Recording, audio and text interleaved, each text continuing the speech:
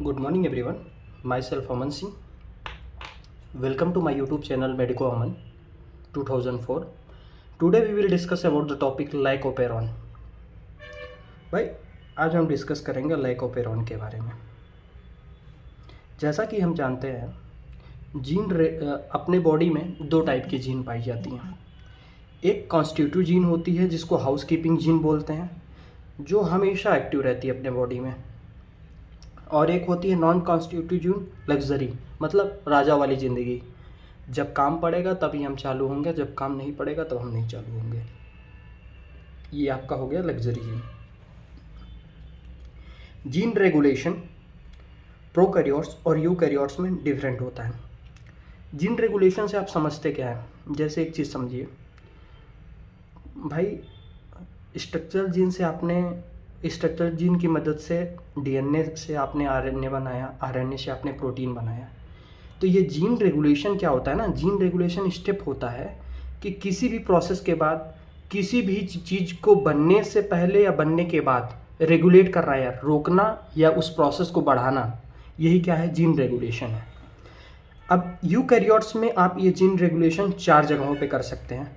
एक ट्रांसक्रिप्शन जब होता रहे तब, दूसरा ट्रांसक्रिप्शन के बाद जब पोस्ट ट्रांसक्रिप्शन प्रोसेस होता रहे, याद है आपको स्प्लाइसिंग किया था हमने, कैपिंग किया था, टेलिंग किया था उस समय.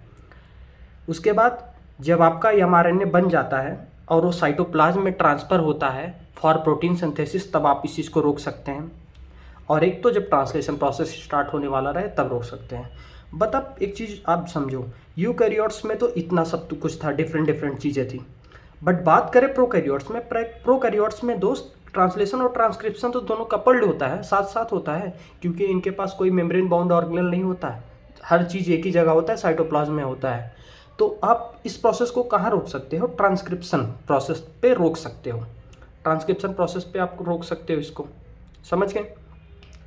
तो प्रोकैरियोट्स में इसी चीज़ को रोकने के लिए एक मॉडल दिया गया, operon model. Sir Jacob and Monod sir ने दिया था इस मॉडल को. देखते हैं इस मॉडल में एक्चुअल में है क्या. जब आप इस मॉडल को पढ़ने जाओगे तो आपको कुछ चीज़ें मिलेंगी ओपेरॉन मॉडल में. Producer, regulator, operator, structural gene. Lac operon, भाई क्यों इसका नाम लाइकोपेरॉन ही पड़ा? समझो, lac operon is nothing but lactose operon, क्योंकि यहाँ पे आपके सबस्ट्रेट का काम क्या करने वाला है? लैक्टोज.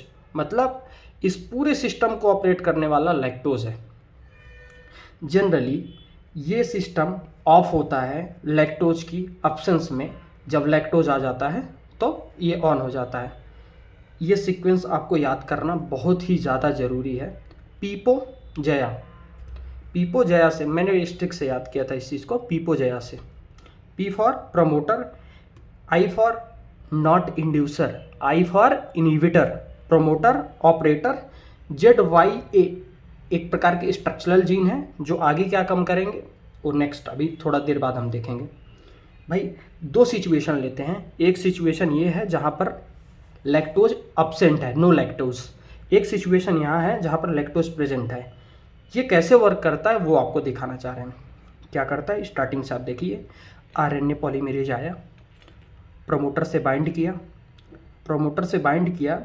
ये सीक्वेंस इनहिबिटर का, जीन का ये सीक्वेंस क्या करता है? ये क्या है? ये हाउसकीपिंग जीन की तरह काम करता है, मतलब 24 घंटा एक्टिव रहता है. तो ये क्या किया? ट्रांसक्रिप्शन प्रोसेस करके एमआरएनए बनाया. फिर एमआरएनए से ट्रांसलेशन प्रोसेस करके रिप्रेशन प्रोटीन बनाता है, जिस प्रोटीन का नाम है रिप्रेशन प्रोटीन. अब रिप्रेशन प्रोटीन की खासियत क्या होती है? इसके पास साइट होती है अटैच होने की ऑपरेटर से अटैच होने की इसके पास साइट होती है. अभी लैक्टोज तो आया नहीं है, तो इसलिए ये रिप्रेसर प्रोटीन जाके ऑपरेटर से बाइंड हो जाता है.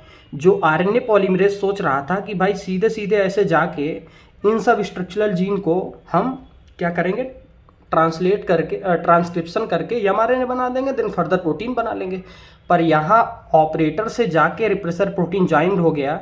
इसकी वजह से इसका ये पाथ इंटरप्ट हो गया, ये रास्ता इसका रुक गया, तो ये इसके आगे जा नहीं पाएगा. इसीलिए इसे को कहते हैं स्विच ऑफ. यानी मेन काम इसको था ट्रांसक्रिप्शन कराना, देन फर्दर ट्रांसलेट कराना, जो कि हो नहीं पाया. अब यहाँ पे देखते हैं जब लैक्टोज प्रेजेंट होता है. लैक्टोज जब प्रेजेंट होता है तो क्या होता है? सेम चीज़ें होती हैं। आरएनए पॉलीमरेज प्रमोटर से जुड़ता है, फिर आपका जो है इनिवेटर जीन जो है एमआरएनए बनाता है, एमआरएनए से प्रोटीन बनाता है। अब क्या कहता है लैक्टोज भाई, अब वैसा खेल नहीं रह गया, अब मैं आ गया हूँ।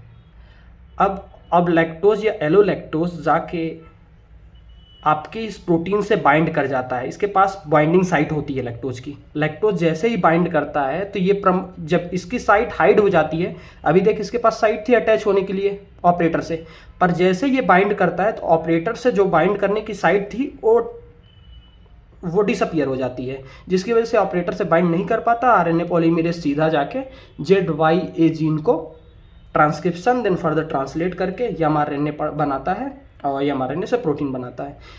इस जो एमआरएनए बनाता है उस एमआरएनए को पॉलीसिस्ट्रोनिक एमआरएनए कहते हैं। क्यों पॉलीसिस्ट्रोनिक कहते हैं? क्योंकि ढेर सारे जीन मिलके एमआरएनए बना रहे हैं और ये पॉलीसोम्स में कंडीशनड किया जाए, क्योंकि एमआरएनए पे ढेर सारे राइबोसोम्स अटैच है, पॉलीसोम। अब एक चीज़ और जानना आपको बहुत ज़्यादा ज़रूरी है कि फंक्शन क्या है ये तीन जीन का। Z gene code for beta galactosidase, Y gene code for permease, A gene code for transacetylase. काम क्या है? बीटा ग्लैक्टोसिडेज का काम है लैक्टोज को ब्रेक करना ग्लूकोज प्लस ग्लैक्टोज में। क्योंकि भाई देख, इस पूरे प्रोसेस का मेन एम क्या था? मेन एम था कि लैक्टोज को तोड़ना है, एनर्जी प्रोड्यूस करना है, किसके फॉर्म में? ग्लूकोज के फॉर्म में। आपको एनर्जी स्टोर कराना है ग्लूकोज के फॉर्म में। और परमिएज क्या करता है? परमिएबिलिटी बढ़ाता है कि ज़्यादा से ज़्यादा लैक्टोज आपके सेल्स के अंदर आ जाए। और एक्टिवेट कौन कराता है? बीटा ग्लैक्टोसिडेज को, कि लैक्टोज आ गया है अब तैयार हो जाओ, तोड़ने का काम आपका है। ये काम ट्रांसएसिटाइलेज कराता है। ठीक है, मतलब मेन एम क्या था भाई, मैं बस इतना बताना चाहता हूँ। इस प्रोसेस का मेन एम था कि एक बैक्टीरिया है, एग्जाम्पल के तौर पे लो इकोलाई बैक्टीरिया है, उसको एनर्जी चाहिए। वो दो सिचुएशन में प्रेजेंट है। एक सिचुएशन ऐसी है जहाँ पर लैक्टोज है, एक सिचुएशन ऐसी है जहाँ पर लैक्टोज नहीं है। जहाँ पर लैक्टोज है वहाँ पर वो प्रोटीन बना के अपना गुजारा कर ले रहा है। जहाँ पर लैक्टोज नहीं है उसकी सारी मशीनरी स्टक हो जा रही है, प्रोटीन नहीं बना पा रहा है, बेचारा सर्वाइव नहीं कर पा रहा है। बस यही इसका मेन एम था और यही अपने सिलेबस में है।